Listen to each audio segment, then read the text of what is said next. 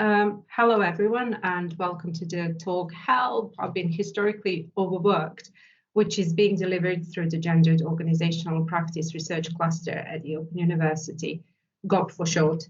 My name is Nela Smolovic-Jones. I am director of GOP, but also your host today. For those joining us for the first time, I should say that GOP provides a space in which all those dedicated to gender equality can share insights, be it from academic study or practice, and it is open to all. So please do write to us. We'd like to hear from you, and please take part in our future events. Now, before I introduce our speaker, some very light housekeeping. On your right-hand side, you will see the Q&A pane, and this is where you can type in your questions either during Q&A or during presentation if you feel like it. You are probably already accustomed to events like this, but please note that this session is being recorded so we can share it on our website for those people who couldn't join us today. Now on to the treats. Our brilliant speaker today is Sue Ferguson. She's a Marxist feminist scholar and activist who has been reading, writing, and thinking, and I should say emancipating and educating us about social reproduction theory for many years. Her book on women and work, feminism, labor, and social reproduction is an absolute treasure. The clarity with which Sue presents centuries of women's relationship to work on their journey to emancipation is simply extraordinary. I have to say that I had the privilege to live briefly within the context of self-managing democracy in Yugoslavia, with social reproduction tightly woven into its political economic fabric, rather than as an afterthought. I also read social reproduction, that is, reproductive labor writers, but it was only after reading Sue's book that I could properly situate women's labor, be it waged or unwaged, in broader geopolitical currents of capital, but also within feminist struggles globally. So Sue takes us through time and space and conversations, allowing us insight into three broad feminist projects that she terms equality feminism, critical equality feminism, and social reproduction feminism, to show how work has been and remain one of the central concerns for both feminist activism and scholarship.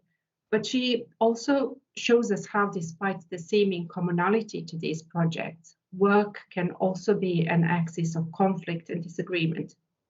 Now, Sue has written so much more, and her work has found its way to bookshelves around the globe. But this book is truly, truly a gem, and I'm so pleased that we will hear more about it from its author today. So without further ado, I will pass you over to Sue. Enjoy, and see you in the Q&A. Over to you, Sue. Thank you, Nela, for that really kind, overly kind introduction. I very much appreciate it. And thank you to Sam and Louise and Nela for organizing this. I'm really pleased to be here. And thank you, everybody who has come to listen in and to participate in the discussion, for just taking the time out of, I'm sure, busy lives to talk and think more about these issues. I'm going to read my presentation just so I can, because I have a lot to say, it's hard to summarize a book. So just so that I can keep myself a little bit on time. So I'll just dive right in. So I want to begin by mentioning how taken I was actually with the blurb that Nela wrote for this talk, specifically with the image that it conjures of women's bodies as caryatids of capitalist production. That strikes me as a really fitting metaphor. Women as those silent statues that blend into the stonework while holding up the capitalist social structure, a structure which in turn weighs down heavily on them. Women are indeed the often overlooked bodies whose work has been supporting capitalism for centuries. So it makes a lot of sense then that the feminist critique of women's work is as long-standing as that heavy capitalist social structure. As far back as 1739, a washerwoman living in southeast England was writing about it.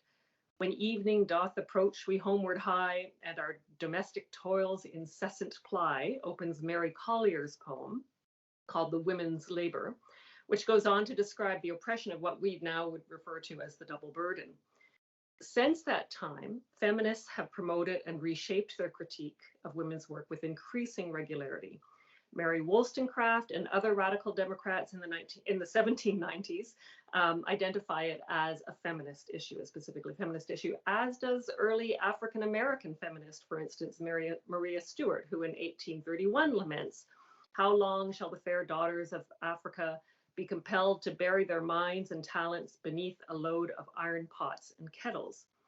Throughout the 19th and 20th centuries, in fact, feminists have proposed that housework be either socialized, automated, or, as the International Wages for Housework campaign famously insisted, refused. Still, how these and other feminists conceptualize women's work actually varies quite a bit in relation to the specific experiences that they're trying to explain and in relation to their different intellectual and political contexts. So my book explores these differences in terms of three contending Western feminist approaches, as Nella said: equality feminism, critical equality feminism, and social reproduction feminism. And in this talk, I'm going to summarize each of those and hopefully show how the first two, although they're associated with quite distinct political orientations, equality feminism is associated with liberal feminism, and critical equality feminism, as I call it, is associated with socialist feminism. So despite those different political orientations, those two currents analyze women through a shared critique of the gender division of labor. The third approach, which is also a socialist feminist approach, on the other hand, views women's work through a different lens. Social reproduction feminism insists that, however problematic the gender division of labor may be, the analysis of women's work is incomplete unless we consider its relation to capitalist profit making. So while there are competing iterations of this third approach, I argue that what I call the Marxian school of social reproduction feminism, which is to kind of distinguish it from the autonomist Marxist school, but I argue that the Marxian school of social reproduction feminism most effectively moves us beyond the limitations of those other currents. And so folks know what I'm talking about. That school is also now very broadly and more recently called the Social Reproduction Theory School, SRT, which I will use that term. And it is really beautifully represented by a book that came out a few years ago, a manifesto, in fact, Feminism for the 99%. A manifesto, it's called, written by Tithi Bhattacharya, Cinzia Arruzza, and Nancy Fraser, that came out on Verso. It's also the orientation of the book series that Tithi and I, at Pluto, that Tithi and I co-edit. This is Tithi's book that kind of launched that series, and my book is within that series, and there's a couple other really excellent titles as well there already. So not only does SRT extend our understanding of how capitalism operates on the basis of different forms of labor, it opens a pathway for building solidarity among those struggling against oppression and capitalism, both within workplaces and beyond. So before summarizing the three contending approaches, let me just pause for a moment to explain that I do use the term women's work to reflect the dominant conceptualization of what I and others have come to call social reproductive labor. But I recognize that despite using that term, and I indeed insist that there is nothing biophysically prescribed about the vast majority of such work. Outside of bearing children, which can be done by cis or trans bodies, which can only be done by cis or trans bodies biophysically equipped to do so, anyone, that is any body, can do the work of maintaining households and communities. But it is the case historically, and remains the case today, that feminized people are the most likely to do it.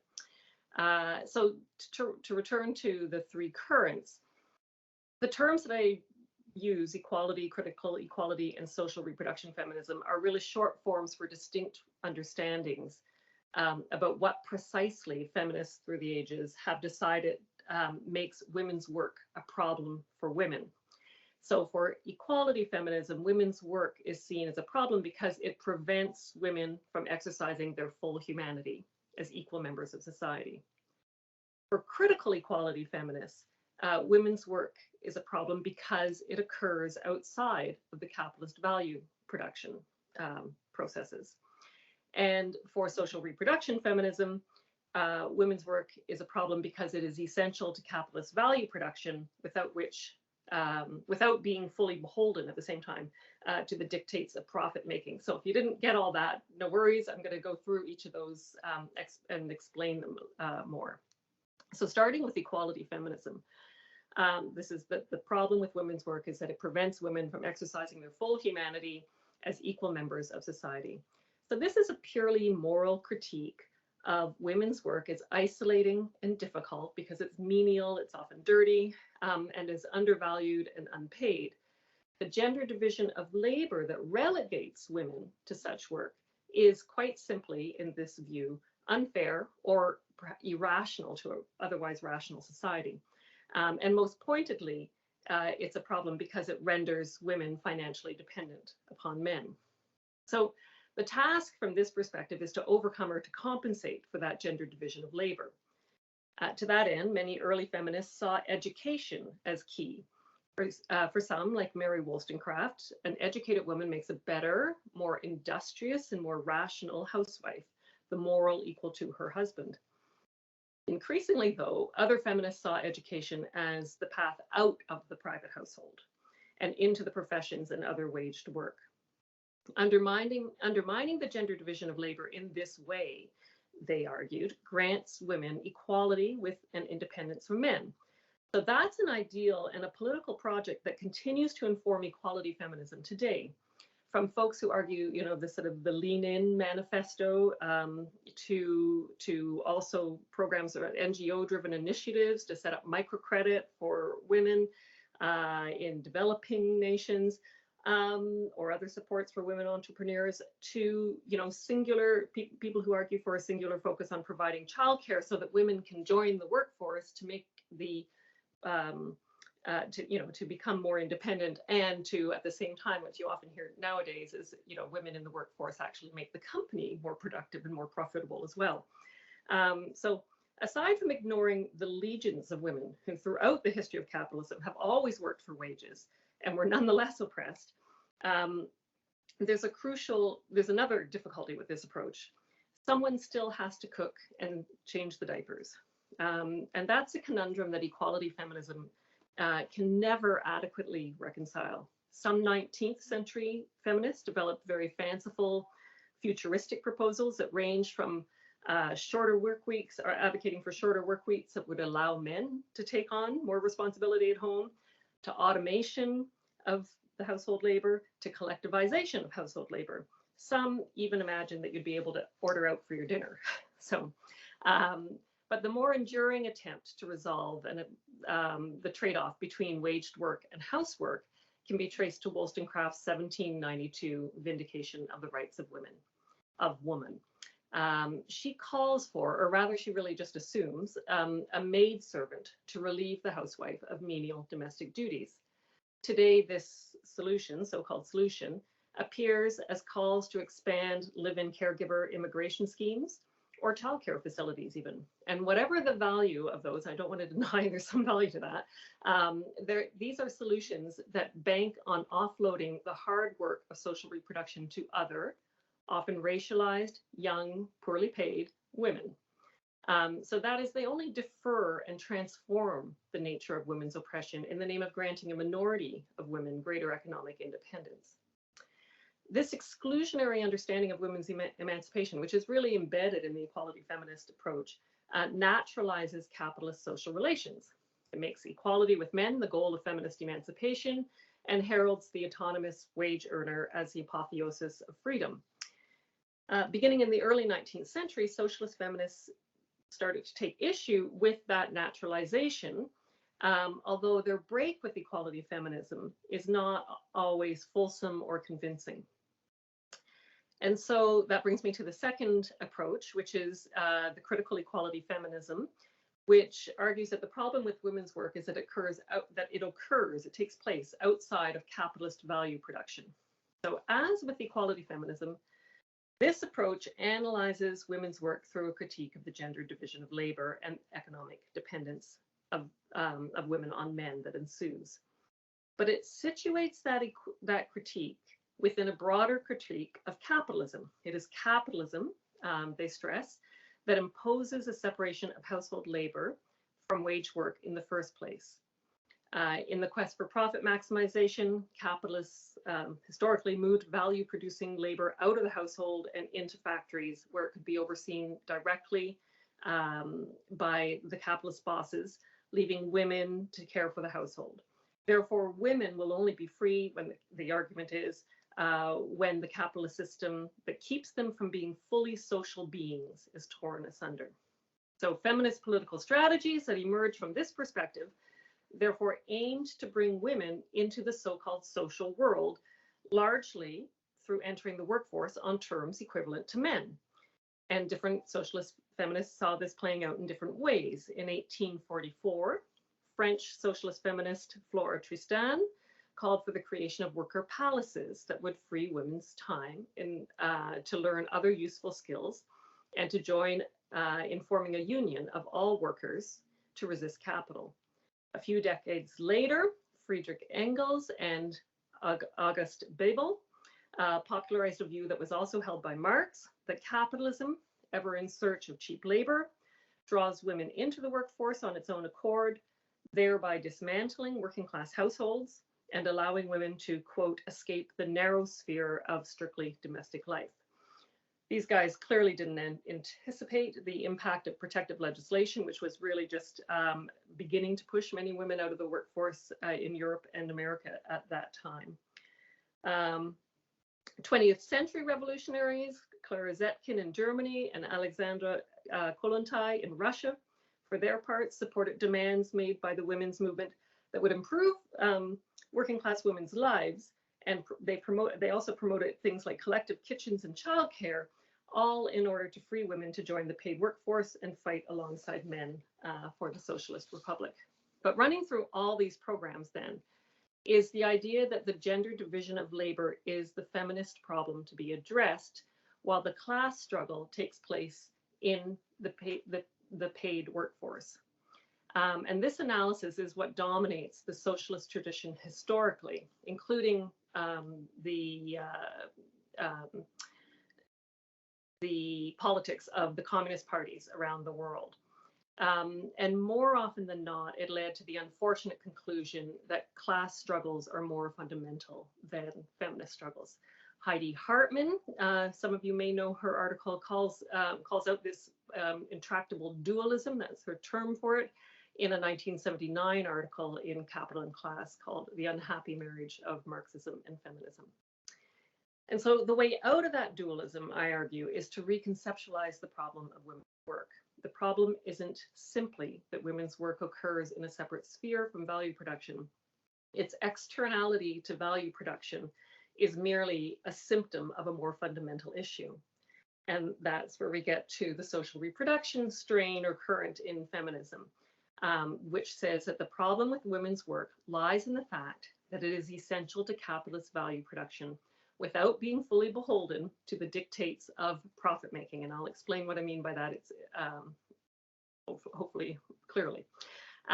So because I want to explain, because this is a bit of a complicated perspective, and because I want to explain how this perspective opens up possibilities for an anti-capitalist class politics that centers actually the fight against oppression, I'm going to skip the historical story of how it develops, as well as ongoing debates within the tradition. All that's in the book if you're interested, or we can ask me about it, of course, after. Rather, I'm going to jump right into explaining what SRT is. And but before doing that, I will say that the approach owes a great deal to Lisa Vogel's 1983 book, Marxism and the Oppression of Women, as well as to the insights of anti-racist feminists. So social reproduction theory agrees with the other two approaches that women's work may be crappy and isolating, And its devaluation and its segregation tends to make women dependent on men. All that is true. There's no problem with saying that. But such a critique has real limitations if that's all you have.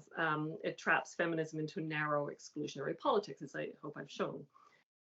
Investigating the place of women's work in relation to capitalist accumulation, on the other hand, does overcome those limitations, I believe.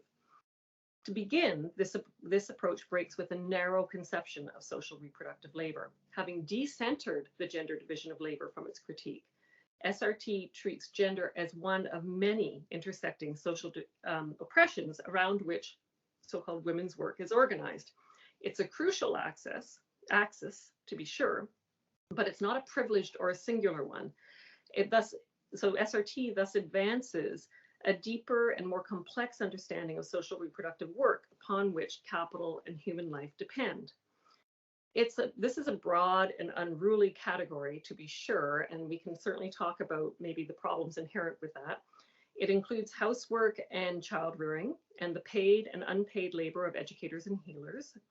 But it also includes the self-making that goes on in navigating things as divergent as migrating from one country to another, or homework, if you're a student, or as well, it includes the work that shapes wider communities, be it through social services, ranging from crossing guards and needle exchange programs to charitable, mutual aid and advocacy organizations, to policing and truancy officers. You see what I mean? It's a very broad category. Much of this labor is gendered. However, it's also racialized and organized through cis heterosexual, settler colonial, and imperialist institutions, knowledges, and practices. And it's for that reason, then, that SRT insists that capitalism is actually built upon oppression, and that anti-oppression struggles are not an afterthought of class politics. They are its very heart. SRT's key insight is this: capitalism relies in the first and last instance upon human life-making, because only living human labor power creates value and profit. That's where profit comes from, living human labor power. A capitalist is nothing without their workers. But capital cannot, of its own accord, generate the workers it so desperately needs. While aspects of social reproduction can be commodified, so you can capitalistically reproduce workers. McDonald's can feed a lot of people. While it's partially possible, there is no Amazon or General Motors churning out the complex, disciplined, and differentiated human beings that the production of capitalist value as a whole really does depend upon. Rather, this work falls to the worker in their free time. Yet, workers don't generally forage or grow their own food or create shelters on common lands. They overwhelmingly rely on wages or state support, and usually both, to sustain themselves, their families, and their communities. So this poses two big problems for capital. First, capitalism can only thrive if the wages and taxes on which workers live and survive and create their lives, so if the wages and taxes are kept low. As a result, there's a systemic tendency in capitalism to undermine the conditions of its own existence. And that's a key contradiction that social reproduction theory reveals.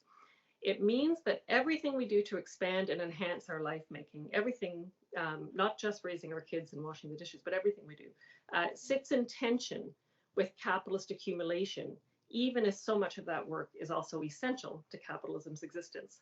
So more than this, though, it's not just that capital doesn't want to pay for social reproduction. It's also the case that capital really needs to regulate social reproduction. So more than this, the fact that so much life-making occurs beyond capital's purview, that there's no boss, there's no Steve Jobs standing over the parent who packs their kids' lunch, or over a university professor who's grading papers, or a public health nurse or an ambulance attendant taking someone's pulse. So the fact that there's not a direct labor capital relationship in so much of the work, not in all of the work, but in so much of the social reproductive work, means that the capitalist class as a whole must find other ways to regulate those labor processes. They need to be regulated because capital doesn't want just any human lives.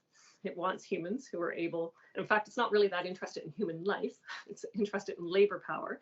So it wants humans who are able and willing to do its bidding, however grueling or menial or creative and stimulating waged work may be. And most of it isn't stimulating.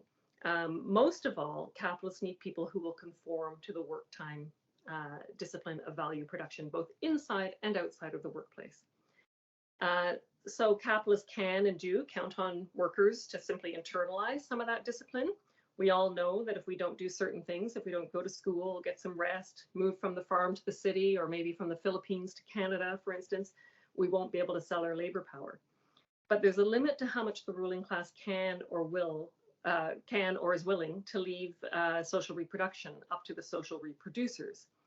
Left to our own devices, we might develop all kinds of wild and crazy schemes to improve and enrich our lives, from exploring the depths and breadths of our sexualities to collectively growing and processing the food we need to survive, or making shelter that we need to survive, which would make us impervious to the wages siren call.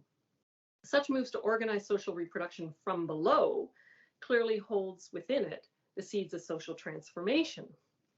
And so capitalists cannot and do not count on workers' self-discipline alone. They turn as well to the state, directing and supporting laws and institutions that regulate life-making from the outside or from above.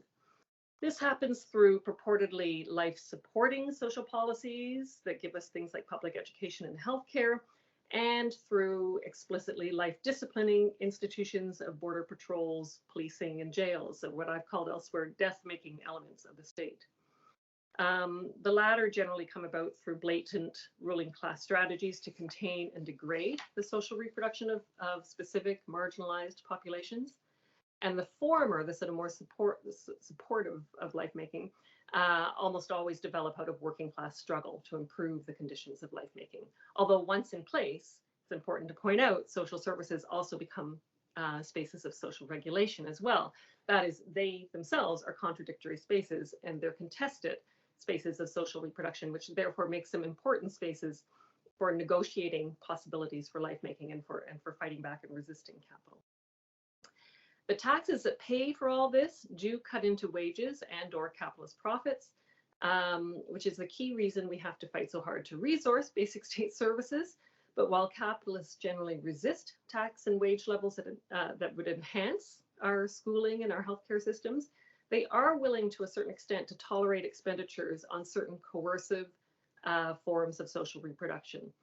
I'll assume we're all familiar with the massively disproportionate policing budgets that we all live under, not to mention the trillions spent by capitalist superpowers on the military and industrial prison industrial complex. This speaks to just how important I think state regulation of life making is for capitalism's survival. So in analyzing life-making work as caught up in this intractable relation to capitalist value creation, then, SRT highlights how central not only gender oppression, but all forms of social oppression are to the capitalist regimes of social reproduction. For just as the ruling class draws upon and reinforces and shapes patriarchal relations to normalize the unpaid and low-waged care work that feminized people do every day, so it does draw upon and reinforce other social oppressions to contain and organize, to regulate and restrict the bodies and life-making of all current and future workers. Capitalists, after all, need relatively few well-educated, confident, and robust managers, owners, and decision makers, but they need and want an unending supply of just healthy enough, just literate enough, flexible workers, so-called flexible workers. And so they have no interest in seriously taking on the racist, colonialist, and cis heterosexist forces in our society, and every interest in letting those fester. It follows then that many, if not most, movements against racism and other social oppressions are social reproduction struggles.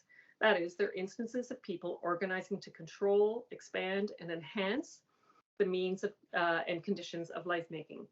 This seems almost self-evident when one considers a few examples of the sort of things that social movements organize around. So think of, trans folks fighting for gender-free restrooms, feminists fighting for reproductive justice, indigenous land defenders opposing oil and gas development, anti-racists calling to defund police and channel resources into communities instead.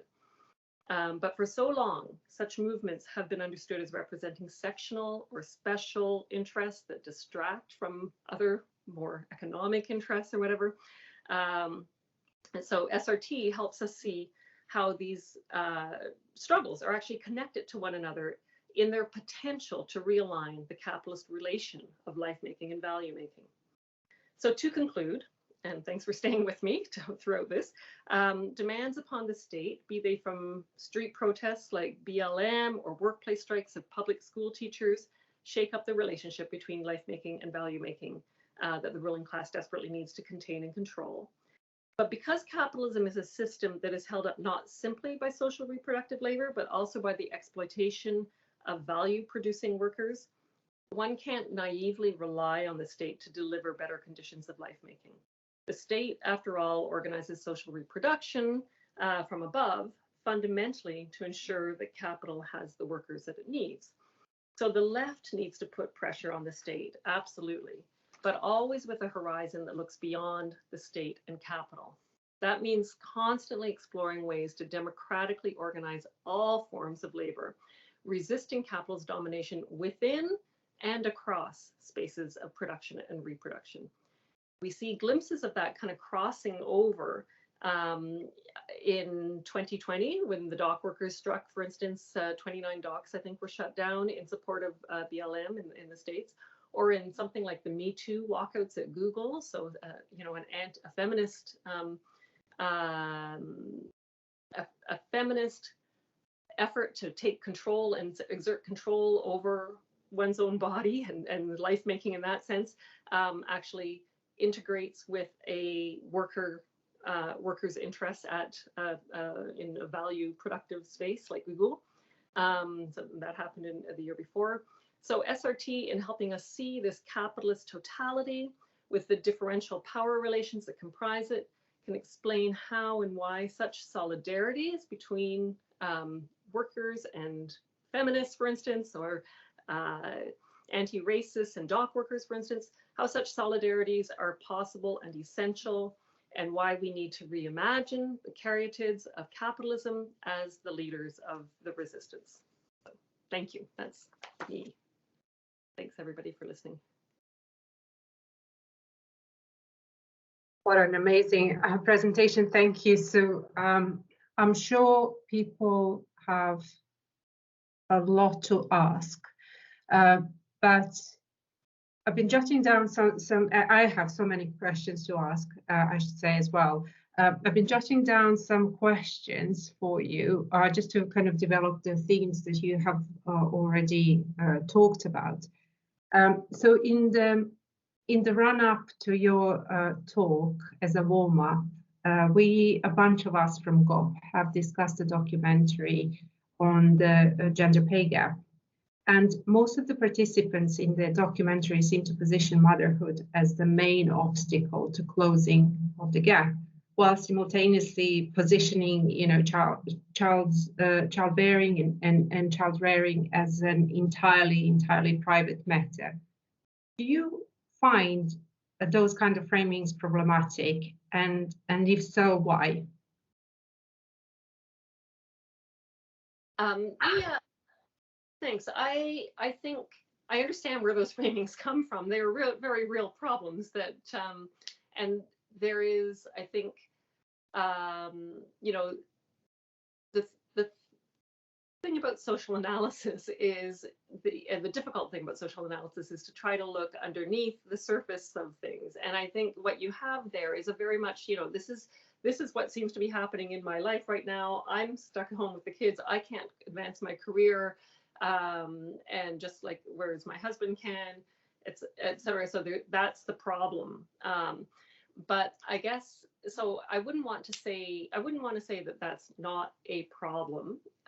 But I would say that the difficulty is when you just talk about it in those terms, you're not asking why it is that the situation is such that precisely the care for your children is so incredibly privatized. And, where did that come from? And where and why is it that, despite all our progressive, liberal, advanced capitalist notions of human freedom and autonomy, why is it then that this hasn't been solved yet, right? And what's stopping it from being solved? And what is stopping it from being solved is, I think, the fact that it's deadly expensive for capital to actually socialize life making, or that, rearing of children. So I think that's huge. And there's also the question of the way in which it's been done, the way in which it gets done in partial ways through the state isn't always the best way either. So, like, there's a question of wanting to have what's best for your child, which is, you look at the way in the US, I mean, childcare is a mess in the US. It's a mess in a lot of places, but specifically here, where they really, instead of funding childcare workers and education for childcare workers and healthy spaces for kids to congregate, they instead gave money to people to pay for cheaper childcare in private homes again. So it like there the tension is always going to be there. And so if you're going to, it might help your individual advancement if you're able to overcome a particular problem through having more daycare spaces, absolutely, and I'm for that. But it's not going to overcome the problem for your daughter, like if the next generation. Yeah, absolutely. And somehow we all, or majority of us, say last 40 years, I think, have done something to convince us that social reproduction is our private thing, that, it is only us who are in charge of, taking for our elderly and, staying healthy and, staying educated and so on. So, it was really refreshing to hear, more about the structures that kind of dictate that kind of, state of affairs. We have two questions. Okay, so one is from Owen saying, thanks to such a powerful talk. I wonder if you have any thoughts on the role of tech in relation to SRT. We hear a lot about automation and algorithms in relation to production, but less in relation to reproduction, at least from directly Marxist perspective rather than more cultural analysis of social media. Fantastic question, Owen. Yeah, that is, and it's really interesting. There's a couple things that brings to mind for me. One is, yes, there is a literature. I can't off the top of my head think of the person that to direct you to. I'll try to remember and I'll send it to you later. But there's a whole literature on how the privatized housework resists the technologization of the labor processes that you see in capitalist value producing workplaces. And that's because there's no impetus for it there. Because there is no Steve Jobs overlooking your as you pack your child's lunch. There's nobody there to say we need to make this faster, we need to make this more efficient, whatever. Capitalism can work with a good enough kind of system of social reproduction in that sense. And so there's the impetus isn't there. But a lot of our social reproduction does happen through institutions, larger institutions. And you think of something like, and I just read a wonderful thesis on this that is not yet passed, so I'll keep the author's name title quiet, but from Auckland University, which is all about how birthing has become technologized, because it's in hospitals that are being, subjected to capitalist-like priorities, even though these are public hospitals, but capitalist-like priorities to speed up labor And so technology is used to actually speed up the work of the people who care for people who are pregnant, and to actually speed up birth itself too. And so it does get used, but in very specific ways, and in ways that are not necessarily always about the best health outcomes or the best, enrichment of life outcome. But yeah, no, I think there's a lot of work that could be done on technology. There's still, and the only other thing I'd say is that there's also some documentation of how, with the introduction of, when women were being moved into the workforce in the 40s and 50s more, married women were being more involved in the workforce. You get an introduction of things like washing machines and more electronics in the home. But there's also work done on how those aren't really actually all that time saving, as we all know when we load and unload a dishwasher. But, Yeah, and also, recycling, because of the climate crisis nowadays, recycling is all of a sudden women's job, and yes. thinking about how to create a greener household is women's job, and so yeah, absolutely. It's very sinister when you actually talk, think more about it. Right. Yeah. I think we have wonderful comment and a question from Michaela. This is speaking to me very powerfully tonight, as my 2-year-old son screamed his way through the entire session. I will rewatch the bits I have heard are brilliantly informative. There is something interesting to me about the visibility of the rearing of children that occurred during the pandemic, and something unsettling about the subtle ways in which many now feel they are supposed to hide that part of their lives again. I wonder if you have noticed shifts during the pandemic. Apologies if you have already addressed this. I had to keep coming in and out. Yeah. No, I didn't address it, and I think that's really very interesting, insightful kind of observation about these last couple of years, for sure. And I don't have young children. One of the things I keep saying to people is, I'm so happy that when this pandemic happened that I didn't have young children, because it would be so hard. And so my heart goes out to everybody who did and does. Yes, I mean, I think in general I think that speaks to also the wider kind of back to normal devaluation of the social reproductive labor of everybody. So again, back to hiding it in your home, because in fact we should be returning to being normal, productive, industrious people who are available to work for a wage. And not only that, well, things like, all the appreciation for healthcare workers during the pandemic. And now I know in Canada and in the US, I suspect in UK too, they're actually being laid off. And the ones who are left working are subject to incredible strains and stresses. I mean, I think it's one of the most grueling jobs now. And so I think, we did have a moment, for sure, when there seemed to be a shift and people are like, oh yeah, this is very important, this work that we do to make lives and to sustain human life. And I can't explain exactly why those things shift back, but I think one of the things perhaps that happens is that, the social movements themselves get a bit depleted or derailed, and so it's hard to keep the attention on those issues. Hopefully, and this is my optimistic side, that there'll be other moments when these issues will present themselves again, and we will remember the pandemic, and we'll remember, we'll be able to draw on some of the strategies, but also some of the political lessons that we learned through this pandemic.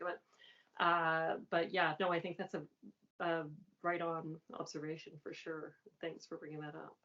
Yeah, and a useful comment, really good comment by Caroline, who said the privacy of childcare is often like higher education, responsibilized, hard to pronounce, by accusation of choice. Neoliberalism states it's your choice to have kids, so you need to take this burden, exactly the same as you choose to go to uni and you benefit, so you should pay. This undermines collectivity, whereby people only want to pay for what they personally use. You know, I think that's spot on. Moving on a little bit, just to touch on something that you mentioned in your talk about the ways in which you understand social reproduction theory. In your book, in your interviews, you know, you often say how gender and race oppression occur capitalistically. And can you elaborate on such a reading of oppression? In other words, has the focus of SRT broadened from the now narrower gender class nexus? Yes, absolutely. And I think, you know, what I'm trying to get at is the idea that, you know, for a long time we've feminists have been making the argument that capitalism requires gender oppression. And in terms of social reproduction theory, really probably the strongest, earliest iteration of that came in the 1940s from a Communist Party member named Mary Iman. And she had a kind of more what I would associate with the autonomous tradition analysis, but you know, her point was, you know, the mining camp operator needs women to be oppressed, so that or the logging camp operator needs women to be oppressed, so that the loggers can get to work, you know. And she made it very poignantly and very, very well, that point. But social reproduction theory, and this is where Lisa Vogel's work is so important to me too, you know, points out that it's really not, you know, the form in which we reproduce human beings has historically been the private family, and there's a reason for that, because capitalism, you know, it's developed historically both because working class people have protected the private family and because capital has also protected the private family, and so through the state, and so and all of that has been presumed to function on the basis of women's unpaid labor, but it's not just that. It's not simply the case that capital needs to have that form of reproduction of labor. There's actually a lot of different ways in which labor can be reproduced, and it happens.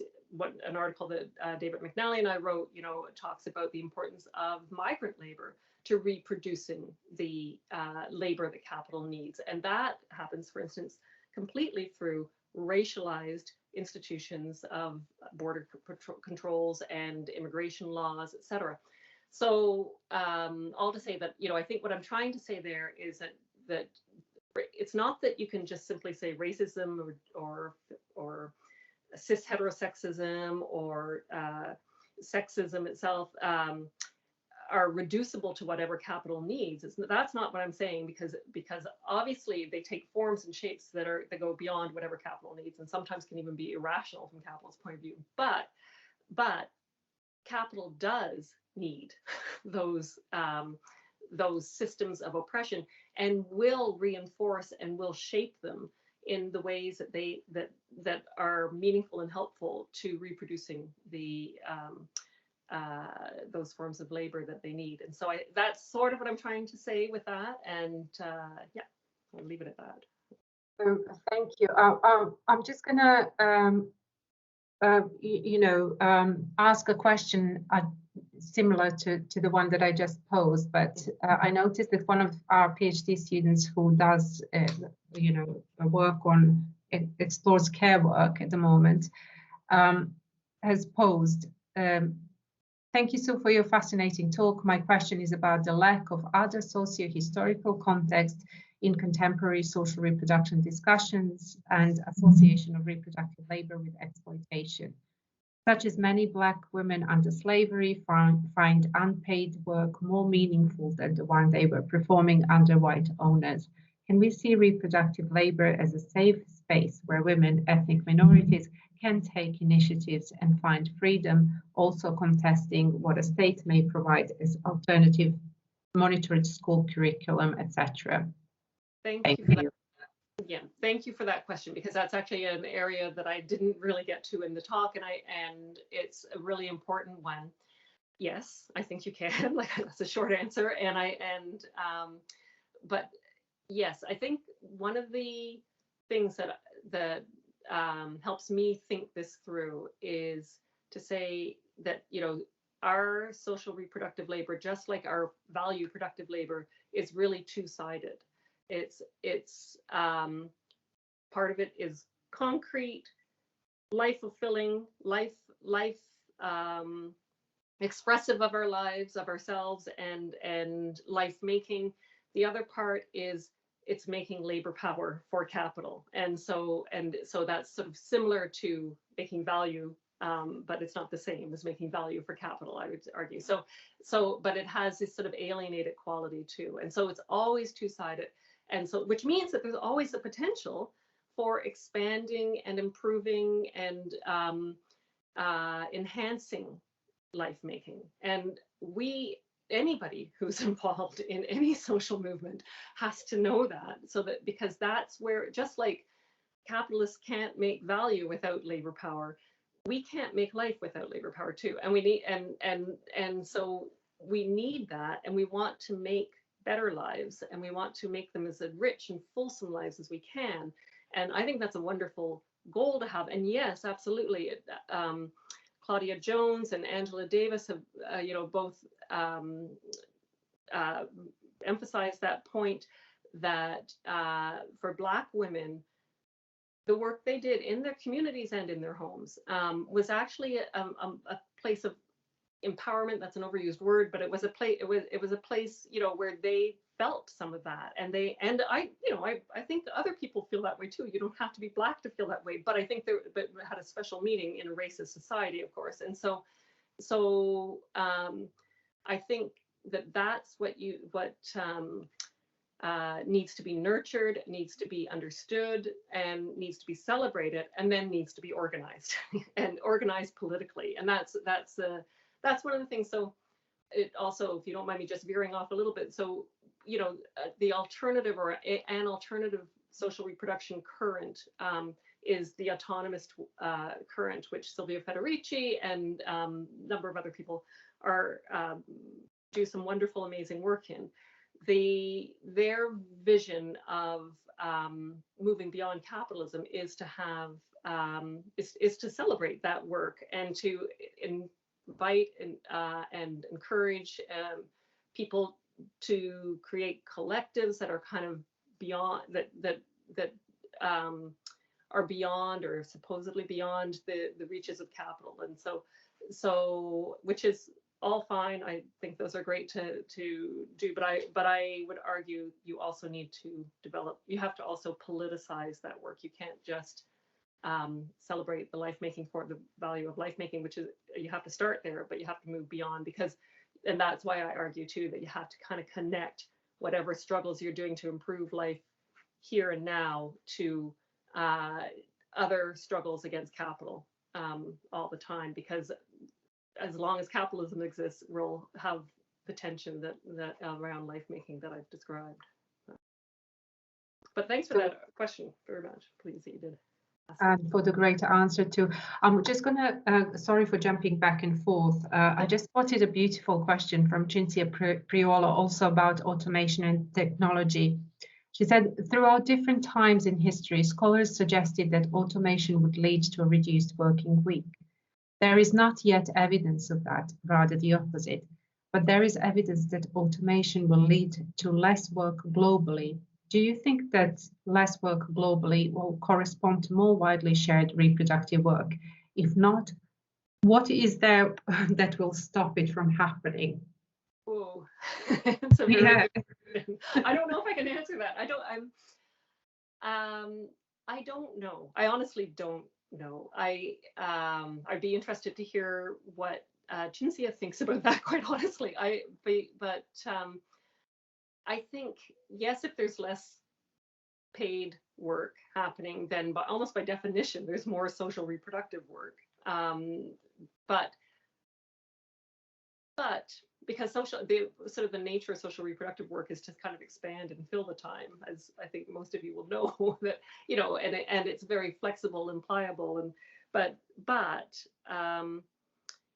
I don't think that's necessarily in and of itself a good thing. I think what you want is not just to have more social reproductive work, but in fact more control over the conditions of the social reproductive work that you do. And I don't think further automation will do anything to and shorter work weeks or anything does anything to create that control. So that's a partial answer, but I would be interested to hear more about what other people think about that, for sure. Yeah, Cynthia said she's hopeful. Yeah, me too. Sometimes I'm very, very, very skeptical. Right. Yeah, fair enough. Yeah. So I think we can slot in just one tiny question. So just to link to what Cynthia said, during the first lockdown, the value of reproductive labor, the care work, was brought into focus. And for a brief second, there seemed to be the possibility of more general insight into the labor of key workers in particular, and appreciation of it. But nothing really meaningful or systemic seemed to come of it. So what is your reading of this? Why is it so hard to muster support for change that is aimed at supporting life? I think it's hard and it's not hard.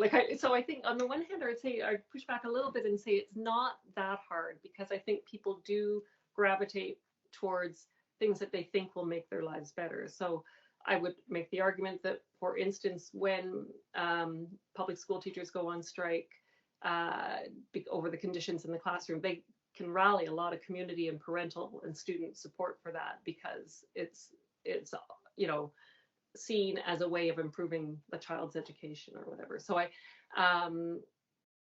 but I think the nature of the pandemic and the way in which the private lives of individuals became more publicized, it didn't provide sustainable, you know, in very rare cases, somebody can correct me, but you know, it wasn't necessarily sustainable new ways to do things for the vast majority of people. And so there were mutual aid societies that cropped up that were incredibly important and perhaps have grown quite a bit since the pandemic. But for the vast majority of people, it was a moment of kind of being able to say, yes, there's social recognition and social support to some degree for this kind of work, but it wasn't reorganized in any lasting way anyway, for the vast majority. And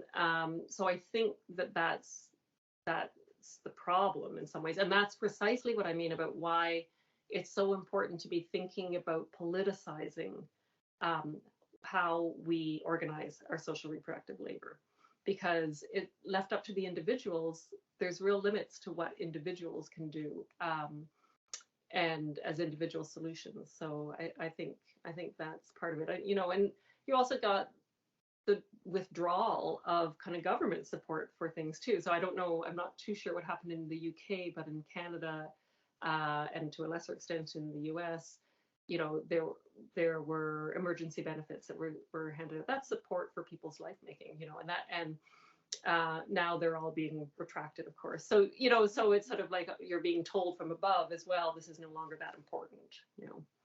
And so really quickly, one of the things that, you know, one of the discussions that happened in Canada, I know, around those payments was, okay, let's now talk about whether a universal basic income is really the smarter way. And there was a whole discussion in the mainstream press about that, you know, that had come and gone in the past, but came back. And then it just gets dropped, you know, because there wasn't the political will to do it. And we need the political pushing for those sorts of things to happen. Okay, so I can see that all kinds of amazing questions are coming in, and I feel that we are only warming up now for a proper, robust discussion. But unfortunately, this is all the time we have left in this session. And thank you all for thought-provoking questions. For those interested in buying Sue's book, you can buy it on Pluto's website. And as a parting gift, Sue has, kindly provided a 50% off voucher for all the books in this fantastic social reproduction series. Yeah, you can see it on the screen here. So just one final question from me. What is next for Sue Ferguson? A new book? Oh, something else? I mean, this is, I'm almost afraid to say it because I've been saying it for years. I have a book in the back of my head around the social reproduction of childhood, which would expand on an article that I've written, and flesh it out obviously. But I've had difficulty making myself do it, and I don't know why. But that is, if I say it publicly like this, then maybe that'll help me do it. So I will probably, I'll chip away at that, I think, over the next couple of years. I'm not in a rush. Please do. Please do. So we are all keeping our fingers crossed. Sue, thank you ever so much. The time has passed by so quickly. Yeah. And we hope to see you again soon, in some of other GOP activities. Great. I should probably, it's a good time to announce our next public event is taking place on the 8th of March. Join us for International Women's Day, where another brilliant mind, Professor Alison Pullen, will talk to us about solidarity and feminist organizing, and specifically about the institution of the street. We're also preparing a bunch of interesting webcasts and a documentary and panel discussions, presentations. So please stay tuned for all the upcoming events on GOP web page. I will share it here briefly in the chat pane.